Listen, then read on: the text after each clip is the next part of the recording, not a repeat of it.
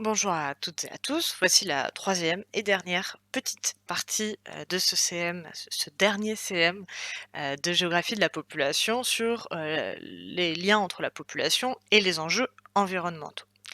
Et donc, on va s'intéresser sur cette dernière partie sur les conséquences sociales et géopolitiques de la pression de la population sur les enjeux environnementaux. Et d'abord avec la question des inégalités qui sont cause de tensions. Et oui, d'ailleurs, dans le titre, j'ai mis juste inégalité. Bah, c'est des inégalités cause de tension. Heu, Parce que l'impact de l'homme sur la planète, c'est bien sûr un enjeu environnemental, mais ça dépasse largement la question de la préservation de l'environnement. C'est un enjeu environnemental, mais avec des conséquences sociales et géopolitiques qui peuvent être d'une extrême ampleur. Ça peut conduire à des tensions, des crispations, même à des guerres autour de ressources, par exemple autour, des ressources en eau. Et là, je voulais vous prendre un autre, exemple, parce que c'est jamais, que une question de ressources, c'est toujours lié, à plusieurs facteurs.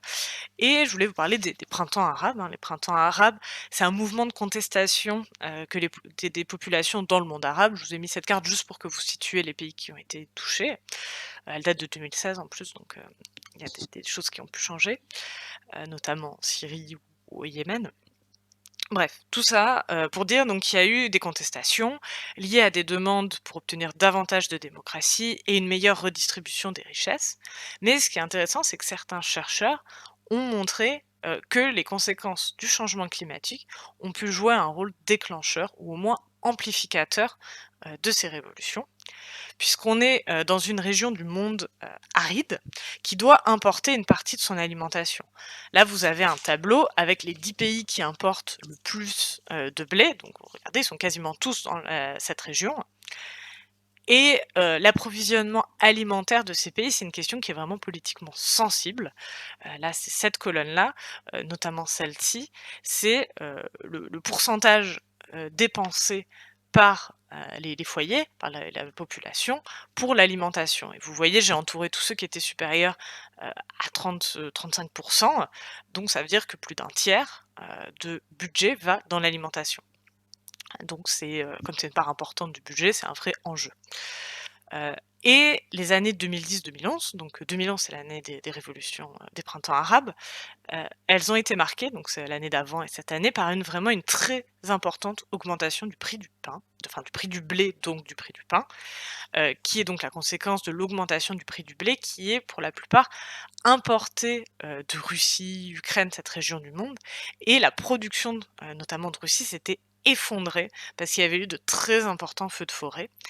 Heu et donc, bah, en fait, en 2011, les prix des denrées alimentaires ont vraiment augmenté. Par exemple, en Égypte, elles ont atteint leur maximum historique et donc il y a eu un mécontentement très fort de la population et c'est, aussi pour ces raisons-là qu'une partie de la population, a rejoint le mouvement de contestation. Donc, voilà, c'était juste pour montrer que, les conséquences en fait, des enfin environnementales ont des peuvent créer des tensions vraiment, politiques, géopolitiques, sociales importantes. De plus, ces tensions, elles sont vraiment amplifiées par les inégalités, des inégalités qui existent dans plusieurs domaines, déjà des inégalités dans la responsabilité. Si on regarde cette carte de l'empreinte environnementale, on voit qu'elle est très inégale selon les pays. Alors quand vous regardez la légende, vous voyez que les écarts vont de 1 à 8, ce qui signifie qu'entre les pays les plus clairs et les plus foncés, l'empreinte environnementale, elle est au moins 8 fois plus élevée.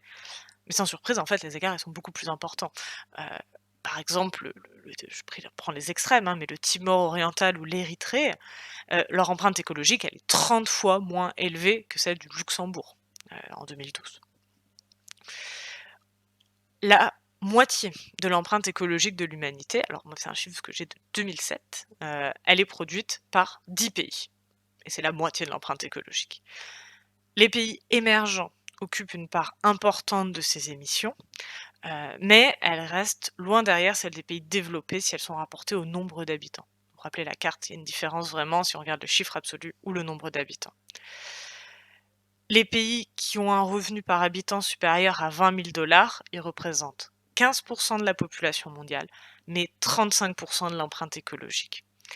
Alors que, les pays au revenu par habitant inférieur à 2 000 représentent 20 de la population mondiale et seulement 9 de l'empreinte écologique totale. Donc, ce qu'on peut déduire de tout ça, c'est que les pays développés sont les principaux responsables de la dégradation de l'environnement. Mais, le développement de pays émergents comme la Chine, intensifie fortement cette pression, anthropique, hein, cette pression, humaine et la généralisation du mode de vie des pays développés à ces pays émergents et en développement, ça paraît insoutenable pour la planète. Donc voilà, il y a une inégalité de responsabilité, mais il y a aussi une inégalité dans la vulnérabilité. D'après l'ONG WWF, et c'est, assez visible quand on compare les cartes, les destructions de l'environnement, elles sont, d'autant plus importantes que le pays est pauvre. C'est-à-dire que les sociétés les plus vulnérables dépendent fortement de l'environnement, notamment pour assurer l'alimentation, d'une population qui est en augmentation et c'est pourtant ces, pays en développement qui sont les plus touchés par, les effets du réchauffement et du dérèglement climatique. Ici, ils ont fait un indice, en termes de risques liés aux conséquences, du réchauffement climatique et vous voyez que ça touche essentiellement, des pays en développement. Pas que, bien sûr, mais beaucoup. Hem, donc voilà, on a des conséquences particulièrement fortes, que ça soit la désertification en Afrique subsaharienne ou la raréfaction des ressources en eau dans, le sous-continent indien. Voilà pour, la question de ces inégalités, facteurs de tension et on va terminer avec une étude de cas sur le Bangladesh, qui est un pays à la fois marqué par les fortes densités et par la vulnérabilité environnementale. Donc on retrouve vraiment le lien entre nos 2 notions et donc le Bangladesh, pourquoi le Bangladesh? C'est parce que si on enlève tous les micros-États, c'est là où la densité par habitant est la plus forte, avec plus de 1 200 habitants au kilomètre carré.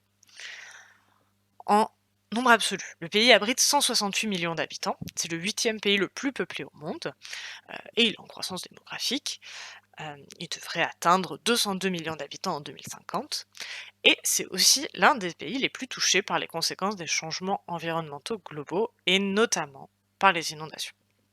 Alors, petit rappel sur la définition de ce qu'est un risque. Un risque, c'est, l'association entre un aléa, donc on va dire une catastrophe et la vulnérabilité. La vulnérabilité, c'est la présence d'une population, qui risque d'être touchée par cette catastrophe. Et si on regarde ces 2 cartes, vous avez la carte, des densités de population, à gauche et la carte des risques naturels à droite. Et ce qu'on voit, c'est que, à la fois, il y a des aléas très importants, puisque la grande majorité du pays est régulièrement inondée et une vulnérabilité très forte, puisque les densités sont très élevées. Donc le Bangladesh, c'est un État très menacé par les risques. Je me suis appuyée un peu pour la suite, notamment, sur cet article, donc voilà, pour des raisons de source, je vous le note. Heu et là, c'est quelques cartes de situation, pour vous montrer que le Bangladesh, c'est un pays qui est très irrigué. On voit à droite, on voit qu'il y a de nombreux fleuves qui traversent le pays. Il est très arrosé, c'est la carte en haut à gauche. Il y a des précipitations importantes, il pleut beaucoup, notamment en période de mousson, qui est la saison des pluies, entre mai et septembre et lors de la fonte des glaces de l'Himalaya au printemps. Et c'est aussi un pays très plat, c'est ce que vous avez sur cette dernière carte, où vous voyez, la hauteur du sol au-dessus du niveau de la mer et on a 70 du territoire qui est à moins de 5 mètres au-dessus du niveau de la mer. Donc c'est très bas. Vous avez 3 très grands fleuves, le Gange, le Brahmaputre et le Meghna, qui forment un delta. C'est quand, ils rejoignent la mer, hem et ces 3 grands fleuves, quand ils se rejoignent pour former le delta, ils ont un débit, c'est-à-dire une quantité d'eau qui se déverse à la seconde, qui est extrêmement important puisqu'il a déjà atteint 180 000 m3 seconde. Donc je vous donne une comparaison, en France, on a par exemple un maximum dans le Rhône à 11 000. Eux, c'est 180 000 m3 seconde. Or, ce débit très important, ça a des conséquences en termes d'érosion des sols. Par exemple, ce débit important, il arrache des pans de sol qui peuvent être habités, hein, et chaque année, 60 000 hectares de terre disparaissent et 50 000 personnes doivent abandonner leur logement à cause de ça. En plus, la présence des fleuves et l'importance des précipitations, notamment en période de mousson, ça conduit à des inondations régulières et d'une très grande ampleur, puisque chaque année, on estime qu'entre environ 20 et 25 du pays est submergé pendant les moussons. Et dans les années les plus extrêmes, les taux, ils ont pu monter jusqu'à entre 40 et 70 du pays submergé pendant la mousson. C'est des inondations donc qui sont extrêmement importantes et qui peuvent durer, plusieurs semaines. Vous voyez quelqu'un qui vit, avec sa maison, en partie immergée, donc ça pose des énormes problèmes puisque les récoltes sont perdues, elles pourrissent et puis l'eau stagnante, qui est polluée, elle cause des maladies, donc des problèmes sanitaires. Et ces inondations, entraînent des destructions de logements qui conduit une partie de la population à émigrer, alors soit vers la capitale, Dacca, 17 millions d'habitants en 2015, qui est déjà saturée, soit, des migrations vers les pays limitrophes où ils sont souvent mal accueillis. En plus, on peut ajouter, des cyclones, qui sont réguliers, qui causent d'importants dégâts humains et matériels, avec certaines inondations qui sont causées ou amplifiées par ces cyclones, qui, en s'approchant des côtes, provoquent des raz-de-marée. Et les conséquences du réchauffement climatique, elles se font sentir parce qu'on constate une augmentation de la fréquence des événements climatiques extrêmes, que ce soit les inondations ou les tempêtes. Et l'élévation du niveau de la mer a plusieurs conséquences. Heu, Ici, vous voyez les zones qui, en 2050, sont estimées être, soit sous le niveau de la mer, soit, exposées à au moins une inondation par an, donc ça a une partie importante de l'État. Hem Et il y a des conséquences aussi, par exemple juste, les submersions, c'est-à-dire les inondations, qui viennent de la mer. Ça fait un dépôt de sel, sur les terres, qui rendent les terres impropres à la culture et ça dépose aussi du sel, ça peut infiltrer les nappes phréatiques, et ce qui peut les rendre impropres à la consommation humaine et à l'agriculture. Des problèmes liés au sel. Tout ça est amplifié parce que le Bangladesh, c'est un pays en développement, avec 1 700 de PIB par habitant en 2018, donc ça amplifie sa vulnérabilité, au niveau des populations déjà. Les populations pauvres n'ont pas d'assurance lorsqu'ils perdent leurs biens, mais aussi au niveau de l'État. L'économie du Bangladesh, elle dépend fortement de la production agricole.